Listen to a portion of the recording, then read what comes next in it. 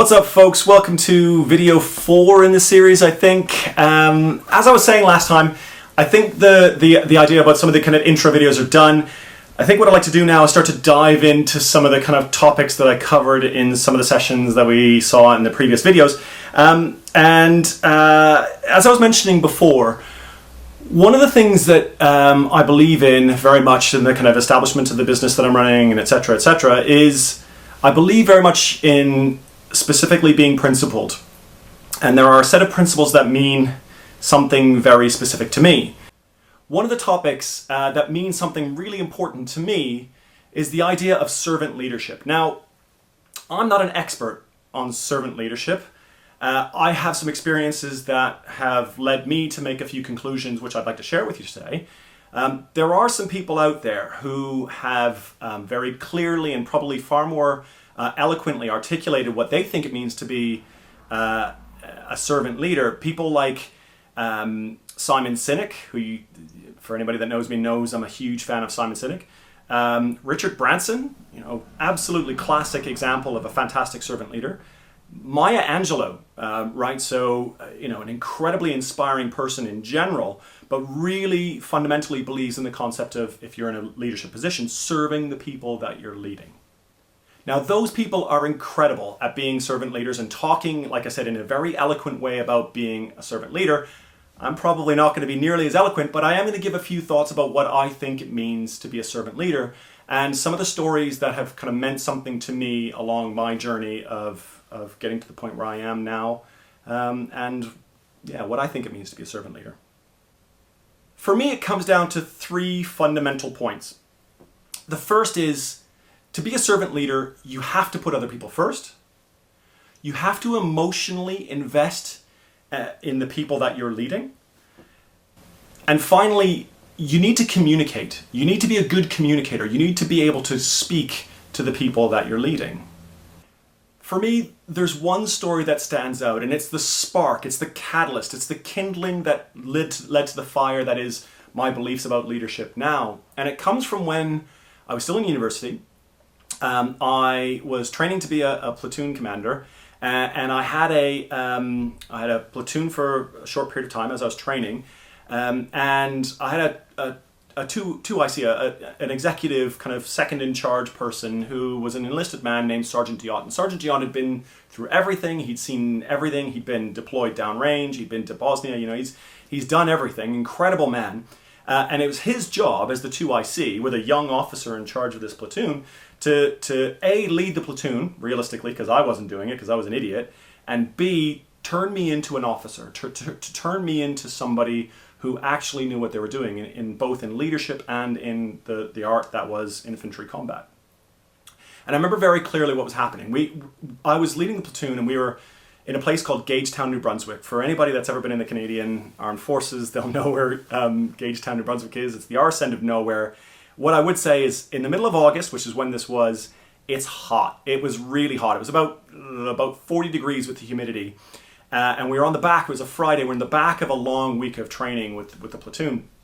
And rather than take trucks back to the blocks to finish the week and then let everybody go for the weekend, I decided to really push the platoon, and we were going to march back. And it was about 20 kilometers back. And about halfway in, because the platoon was responding so positively to the training, and I did such a good job this week, I had a hot food truck arrive. And the food truck pulls up, and I remember Sergeant Diot, the food truck comes up, and they drop the back, and people start lining up, and I take my mess tin, and I start walking towards the queue.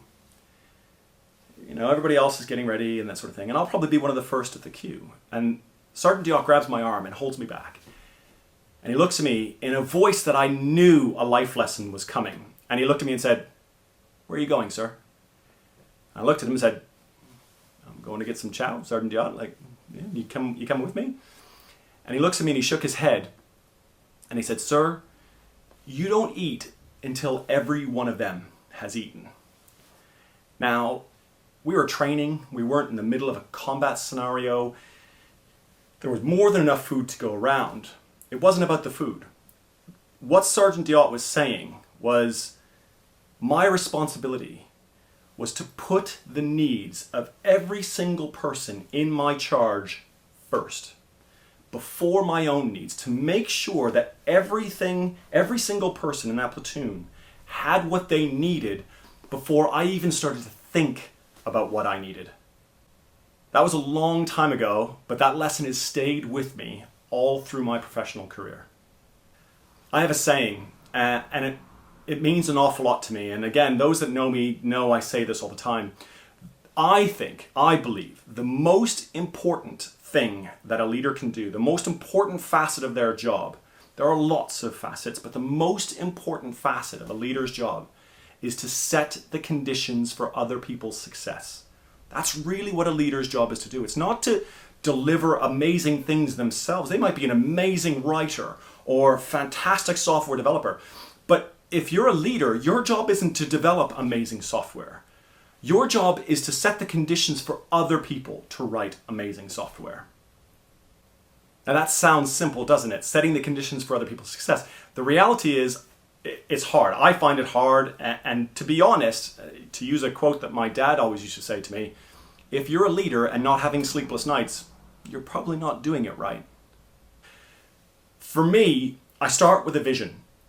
As I mentioned, purpose and principles, right? And I use those principles and that purpose to then create a vision, create a picture in my mind's eye of something, be it a better scenario for our clients, or society being a better place, or people being happy coming to work. Whatever it is, I'll create this vision for a future that's different than now, right? And is principled and has purpose behind it.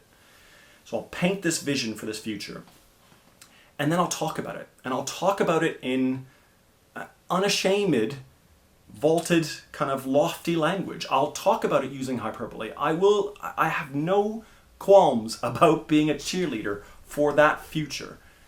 Because the reality is, the only thing that's ever changed the world is a small group of people getting together to try and actually make that happen. So I'll speak about that future. I'll talk about it in clear language, and I'll inspire people to want to achieve that vision. Once that inspiration is there, the spark is happening. You have people who are well informed, who have this vision of this thing in the future. I then view it as my responsibility to then empower them, to give them the tools they need to then turn that into a reality, right? Whatever that turns out to be. If you're a software developer, it's a MacBook Pro and a VS Code license and some money for some tools to develop it, etc., etc. Whatever it turns out to be, I will create the conditions. I will give the tools to the team to then turn that into a reality. And then finally, I'll stand back. I'll get out of the way. Once you have a team who's got the right attitude, aptitude, and appetite, they have a vision for something awesome in the future, they're inspired to want to build it, and they're empowered to make it happen. In my experience, once that happens, at that point it becomes easy. Don't get me wrong, you can't disengage at that point. For me, I have to stay engaged. I'll continue to communicate with the team. And most importantly, what I'm looking for is not the high days. The high days, I'll reward them and I'll give them all the plaudits in the world. I'm looking for the low days, right? When somebody's coming in and they're like, ugh, you know what, things are just crap at home and I'm really struggling with this. I'm there, right? If they're saying, you know what, I've tried coding this in about 6 different ways and it just won't compile, I don't get it, I'm right there again. And the idea is, when they're right in the middle of it, what I'll often do is pull them out and say, I know it's hard, but remember, when we get here, think of what that means, right? Think of what that's going to mean for the clients that we're delivering it to. Think of what that's going to mean for the organizations, the people who are in those places. Think about what it's going to mean for our employees themselves, right? It's going to be an amazing thing.